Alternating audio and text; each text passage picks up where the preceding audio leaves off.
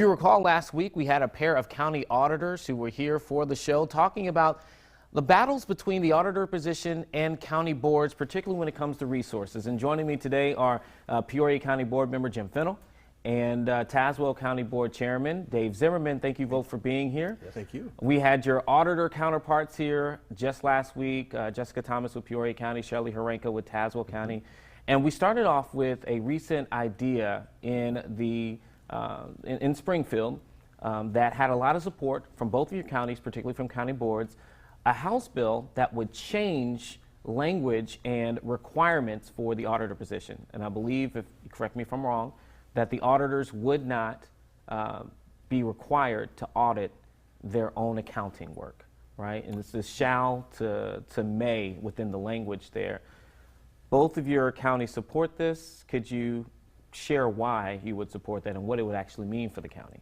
I'll start with you, Dave. Sure. Now, it originated in Kankakee County, and it would just change one word in the statute, and it would give county boards the option to separate the general accounting duties from the auditing duties. Right now, counties from 75,000 to 275, the auditor audits their own books. And that's by state law right now. That's correct. 1985. And so we were just trying to get that language changed where it would give county boards the option to do that. We wouldn't have to do that. Okay, and what would that change? I mean, from the standpoint, obviously, the option, the language there, but why would that, in your opinion, benefit the county? Either one of you. Well, ours, Peoria County, we already separated the accounting functions versus the auditing. In 2008, the then Steve Sonamaker, the auditor, and Patrick Urick, the administrator, and our treasurer sat down and they changed some of the allocation of duties for separation so that we would get differences, not the same people doing the same job, overlooking what they do. So the accounting practices were then moved into the finance department. The accounts payable were moved into the finance, and payroll was moved into the finance department. And then the auditor reviews that and check for checks and balance. Part of the reason for that is the federal grants. Federal grants require separation of accounting and auditing functions, so we have ours separated. And I know Ms. Thomas was here just last week again, and that was part of what she was saying, was that there is at this moment so much money allocated to finance, et cetera, and that she believes that that money should be funneled back into her department. From your standpoint, what have you seen as far as the effectiveness and efficiency since that has happened? Several years ago when Carol was the auditor, we had a efficiency study, and we have Panamation automated bookkeeping system, and it's to share things. Before, the auditors were having to go to filing cabinets to get our invoices, to get our packing slips, to get different things to validate everything. Now it's been put on Panamation and everything is digitized, so we have a digital recorded filing cabinet, if you will, so they can go one spot and see the purchase order, see the quotes, they can see the invoices that came in, the packing slips that came in. Everything is in one place for them to, and it saves a lot of steps. Carol also, when she was in, put our checkbook online, so you could, it's for transparency. You can see what the expenses, how are they being paid. The general public can see that. Okay. And we'll get to that because you're talking about Carol Van Winkle, who Yes. was in that position for a while. We'll mention her back in just a bit. But getting back to this bill, right now it's my understanding that it's not going anywhere at the moment, but it does have support from several different counties, mainly the 9 or so that fit within this requirement by state law because of their size. Correct. That they have to have, like the auditor has to have those duties associated with them. Do you think, even though right now it's stalled at the moment, is there movement that's happening behind the scenes amongst particularly county chairmen and county boards to continue this? Do you see it actually taking place down the line? I don't know if this specific language, but behind the scenes right now, there's an effort to bring the Auditors Association and some county board chairmen to see if there's some common language that we can come up with, that we both agree with, because I think both sides agree that this tension is not a good thing. We want accountability, but we want to do it as a team effort. And so if we can get some common language where we can work together, I think it'll be best for counties. And just as an aside, counties above 275,000, they are required by statute to separate those. So I think they recognize that that's an important, to have that segregation of duties. But they didn't think smaller counties would be able to afford a finance department and an auditor. So when they wrote that original legislation, they put them together. Okay. Talking about resources, that's obviously a big tussle here that's taking place. Both counties have had referendums on the ballot that would have altered the auditor position. I believe in Tazewell County, language I know is specific, but it would have eliminated the position and given the board the opportunity to hire either counsel or make its own choice as far as what it would do there. Within Peoria County, it was to not eliminate the position, but to make it to where the county could appoint a position and then added some requirements for what the auditor position would be. And with autonomy. Okay. And so that being in the back burner, right, because voters voted against that, there's now this fight between the auditors and the county board as far as the resources that have shifted. You mentioned how over the last several years, financially and allocation in Peoria County, it's gone more towards finance to do with some of those things and then automated kind of checks and balances. In Tazewell, the argument from Shelley Harenka is that the board literally stripped a lot of resources from her department, so there's a lawsuit happening right now. Correct. And this gets into my question there. According to her, at this point, the money that's been spent on both sides for legal fees, she's saying you could have just given that money to her department. Do you see, because you talked about that tension, Right. do you see that there's worth in continuing this fight and doing that? Or, I mean, I know we're at a point now where it's kind of got to finish it through, but what do you think about that? So I can't speak to the lawsuit specifically, but you're right. And Shelley and I sat down with the state's attorney before this suit was filed, and we tried to negotiate. We implored, what is it that you need? What statutory duties have we taken?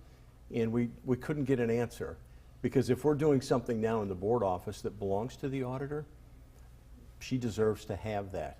And in terms of resources, even in our budget committee meetings, we've said, use what you've been allocated, and then please come back to us, make your case, what you need. And we certainly, like Peoria County last week, added additional funds. She hasn't used the funds that we've given her yet. So we're not at that point. I wish we could have avoided this lawsuit, but now we're kind of down that road. And there's a principle involved here. We want to work together with our electeds, and for the most part, we have good relationships with our electeds. Okay. And then, Jim, on the Peoria County side, you mentioned Carol Van Winkle.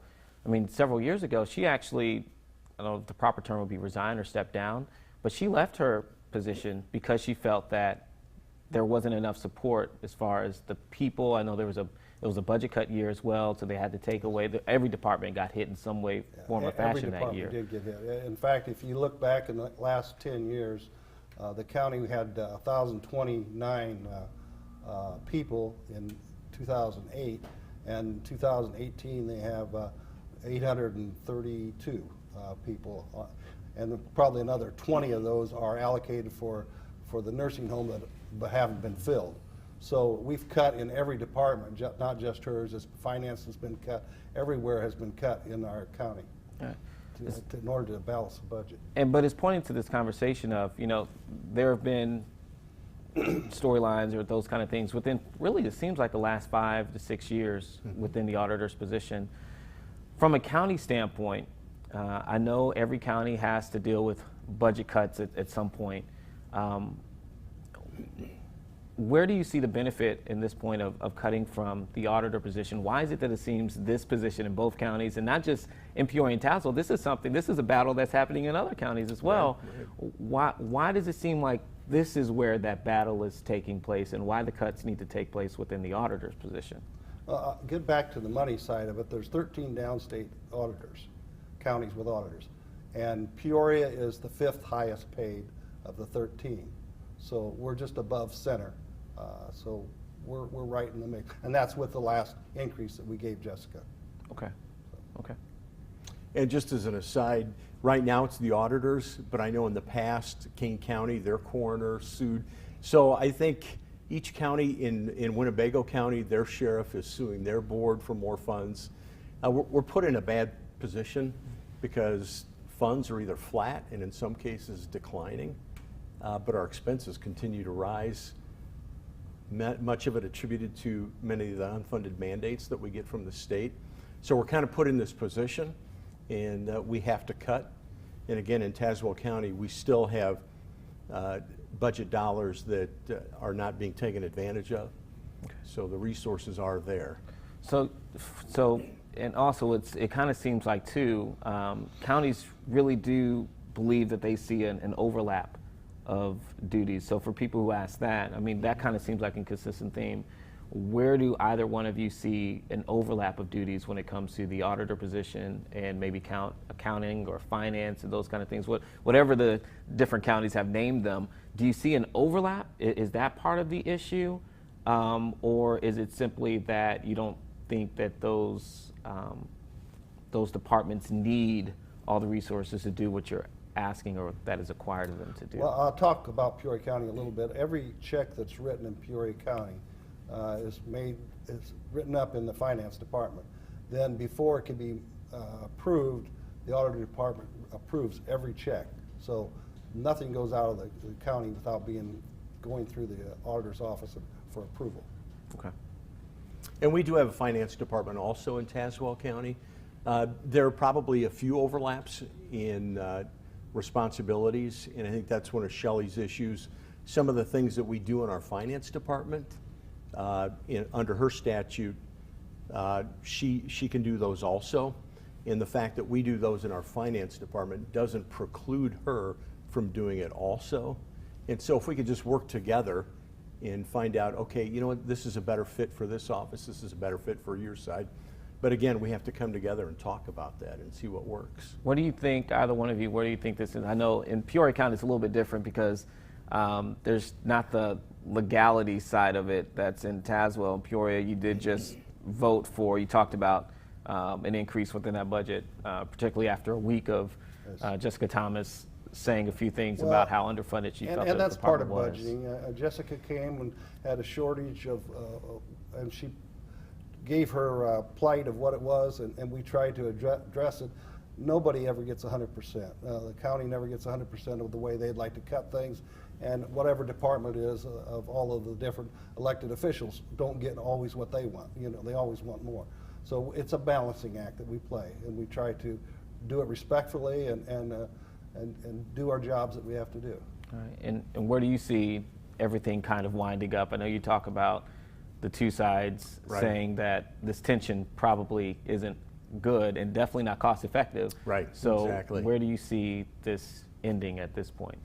Well, I think the current suit will just have to play out in the court system. We do have a good relationship with most of our electeds, and we work together as a team. We want to do what's best for Tazewell County, and that includes the auditor's office, where we can work together for the good of the taxpayers in our county. Okay. Any final words either one of you would like to add on this? The county and the elected officials have a lot of very good people, and they're all trying to serve our constituents and give a good product at a reasonable price, and that's what we're challenged with. Okay. Agreed. All right. All right. Well, thank you both again, Jim Fennell with Peoria County Board and Dave Zimmerman with the Tazewell County Board, Tazewell County Chairman. Thank you both for being here today.